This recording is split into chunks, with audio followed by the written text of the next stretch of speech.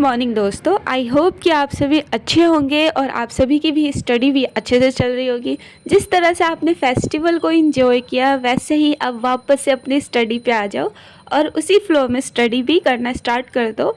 और मेरे mummy papa तो गांव चले गए छठ पूजा के लिए, मुझे भी जाना था लेकिन मैंने सोचा स्टडी ज़्यादा इम्पोर्टेंट है, इसीलिए मैं गाँव नहीं गई। और यहाँ पे ये देखो वेट कर रहा है कि मैं इसे खाना दूँ, इसीलिए मैंने सबसे पहले सोचा इसी को खाना दे दूँ। और ये दिवाली के कई दिनों बाद आया है, यहाँ पे पटाखे वगैरह जल रहे थे, इसीलिए पता नहीं कहाँ चला गया था। फिर मैं इसे खाना वगैरह देती हूँ। और आज मैं बहुत ज़्यादा थक गई थी क्योंकि सारे काम मुझे करने थे और इसलिए मैंने रात में सोचा कि अगर मैं खाली बैठूँगी तो टाइम वेस्ट होगा, उससे अच्छा लूसेंट की बुक पढ़ लूँ। तो मैं लूसेंट की बुक रिवाइज़ करती हूँ, जो भी उसमें मैंने हाईलाइट कर रखा था।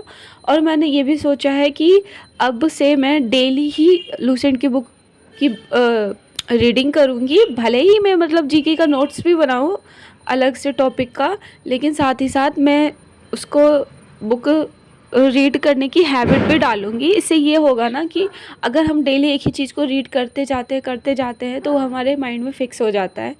इसीलिए मैं ये सोच रही हूँ ये आदत डालूँ। और उसके बाद मैं मैथ्स करती हूँ। और मैं ये भी सोच रही हूँ कि मॉक टेस्ट वगैरह भी अभी नहीं दे रही हूँ, पर दूंगी तब दूंगी जब थोड़ा बहुत अच्छे से मेरा रिवाइज़ हो जाएगा।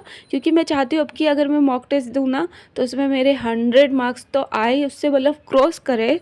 अगर 101 भी आएगा ना तो मैं बहुत खुश होंगी, क्योंकि अभी तक मेरे 100 आए ही नहीं है।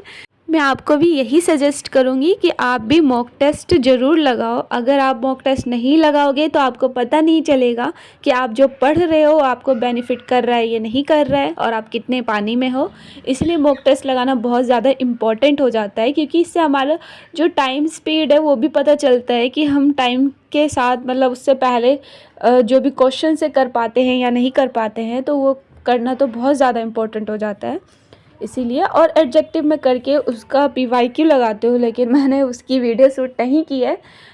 सबसे पहले मैं रिवीजन करती हूँ चीज़ें, उसके बाद मैं पीवाईक्यू ज़रूर लगाती हूँ जो भी मैं टॉपिक रिवाइज़ करती हूँ।